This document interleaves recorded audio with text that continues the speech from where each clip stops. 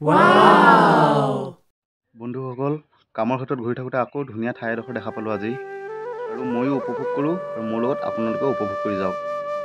কাষতে ইমান ধুনীয়া ঠাই থাকি আমি ইমান আঁতৰত ফুৰিব যাওঁ, কিয়নো মোৰ লগতে আপোনালোকেও চাই মেলি যাওকহি। ওচৰতে কাষতে নামচাই ডিষ্ট্ৰিক্ট লাঠাও লালমাটি বুলি কয়, তাৰ পৰা বেছি দূৰ নহয়, লাঠাওৰ পৰা বেছি দূৰ নহয়, 7 কিলোমিটাৰমান হ'ব ভিতৰত লালমাটি বুলি কয় ঠাইডোখৰৰ নাম।